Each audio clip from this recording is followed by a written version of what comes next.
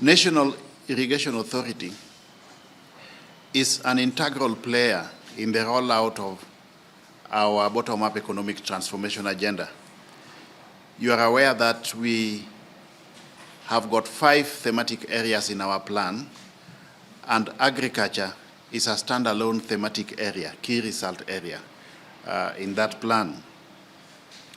Now, with respect to agriculture, it was deemed appropriate that as opposed to financing consumption, we redirect more and more resources to production with specific focus on agriculture. When the fifth administration came into being, we were grappling with high cost of living. And based on available statistics, the cost of food constitutes up to 54% of the cost of living index. That's why deliberately and consciously, with the president leading from the front, he decided that this government is going to lay more emphasis on supporting both agricultural production and productivity.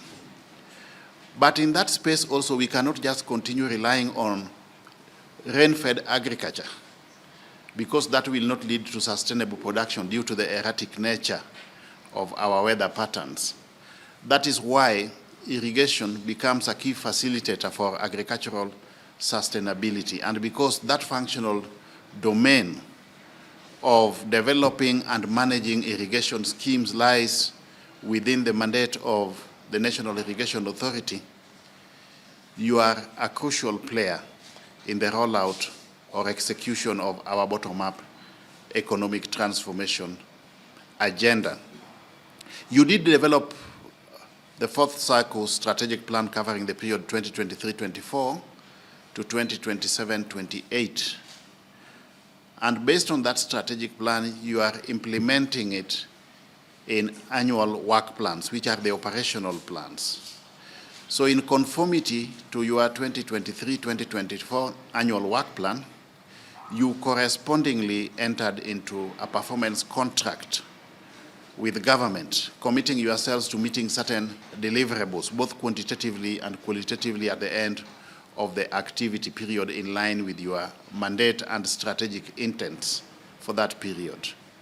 Among the strategic objectives you intended to pursue at that point in time were to increase the area under irrigation by 26,685 acres by 2024, increase irrigation water storage holding capacity to 25.5 million cubic meters by 2024, achieve at least 150% utilization in each of the irrigation schemes, and also embrace emerging technologies in irrigation and develop and adapt sustainable irrigation management framework. In line with your core mandate, you committed to work towards development of irrigation infrastructure and water storage facilities, utilize installed irrigation infrastructure for agricultural production to contribute towards food security in line with the bottom-up economic transformation agenda, and also increase the area under irrigation by 18,750 acres, while correspondingly also increasing irrigation water storage holding capacity by 25.5 million cubic meters, and realizing 100% utilization in each of the irrigation schemes.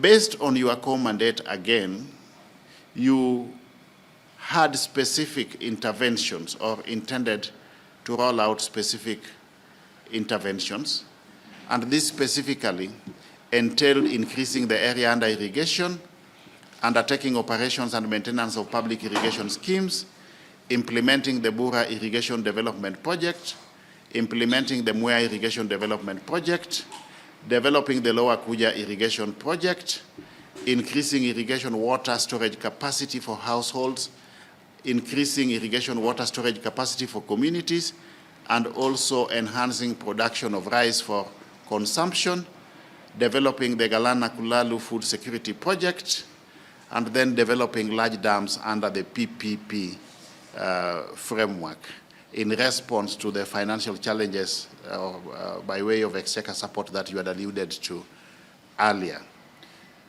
Then with that in place as the benchmark of what you intended to do, when we now come in to do the performance evaluation, it will fully and objectively be in tandem with what you had committed earlier. It will be as objective as that. You had clear expected outputs. We discussed, negotiated, validated, and ratified the performance indicators as well as the targets. That then forms the basis for the performance evaluation. So we'll be looking at objectively verifiable statistics or evidence to confirm performance or non-performance, as the case may be at this point in time. Okay? So we don't have the leeway of modifying the targets or altering the indicators. They remain the same. And the evaluation by this team will be done in full conformity to that. Now, let me also emphasize the fact that the government is taking performance management and by extension performance contracting very, very seriously. We want to institutionalize performance management in the entire public service so that each and everybody who is working in the public service is held accountable by way of results. And to institutionalize this, we are going ahead to tie performance management and by extension performance evaluation to reward management. Those organizations which excel in performance will be rewarded commensurately, including but not limited to enhancement of exchequer support. But correspondingly also those organizations which are not performing will face sanctions, including individuals in those organizations. That's the direction we are going.